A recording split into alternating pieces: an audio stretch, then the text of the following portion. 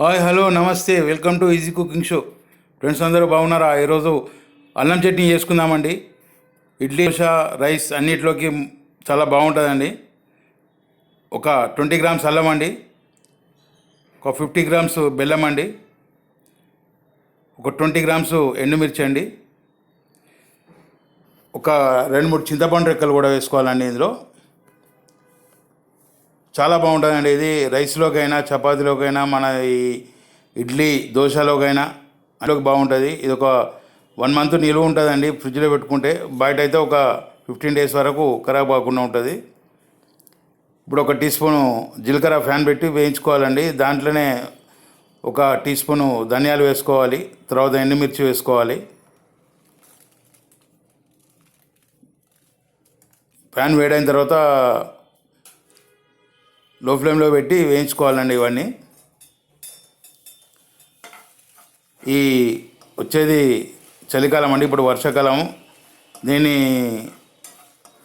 అల్లం చట్నీతోటి మనం అన్నం కానీ లేకపోతే దోశ, ఇడ్లీ ఇవి తింటే గొంతులో కఫం ఉంటే వెళ్ళిపోతుందండి. గొంతు సాఫ్గా ఉంటుంది, మనకు గొంతు సమస్యలు లేకుండా ఉంటాయి. ఇది ఒక మెడిసిన్ లాగా పనిచేస్తుందండి మనకి.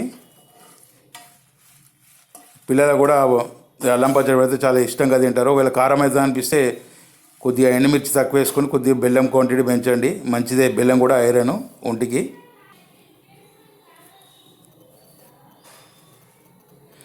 ఇప్పుడు ముందుగా ఎండుమిర్చి, ధనియాలు, జీలకర్ర మిక్సీ చేసుకోవాలండి. దాన్ని మిక్సీ చేసుకున్న తర్వాత మనం ఇది అల్లమును, బెల్లము, ఒక 4-5 చింతపండు రెక్కలు ఇవి వేసుకొని వాటర్ పోయి గ్రైండింగ్ చేసుకోవాలి. చింతపండు కొద్దిగానే వేయాలండి, ఒక 4-5 రెక్కలు అంతే. ఎక్కువ వేస్తే పులుపు అవుతుంది. దీన్ని వాటర్ పోయకుండా ఫస్ట్ మామూలుగా ఇట్లా రుబ్బుకోవాలి, తర్వాత కొద్దిగా వాటర్ పోసుకోవాలి లైట్గా.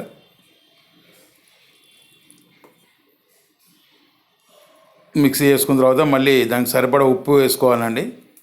వేసుకొని మళ్ళీ కొద్దిగంత వాటర్ చుక్కలు మనం చూసుకోవాలండి. మరీ లూజ్ కావద్దు, గట్టిగా ఉండవద్దు, మీడియం ఉండాలి. చూడండి, మంచిగా ఫైన్గా పేస్ట్ చేసుకున్నాము. ఇది చూడడానికి ఎంతో బాగుంటుంది, ఆరోగ్యానికి కూడా చాలా మంచిదండి. ఫ్రెండ్స్, వీడియో సబ్స్క్రైబ్ చేసుకున్న వాళ్ళు సబ్స్క్రైబ్ చేసుకోండి. అట్లా ఫ్రెండ్స్కు షేర్ చేయండి, లైక్ చేయండి. చూడండి ఎంత యమ్మీగా ఉందో. హెల్తీకి ఎంతో మంచిదైన అల్లం చట్నీ అండి. వీడియో చూసినందుకు చాలా థ్యాంక్స్ అండి. మీరు కూడా ఈ విధంగా చూసుకొని చేసుకోండి, ఆరోగ్యానికి చాలా మంచిది అల్లం చట్నీ. Thank you.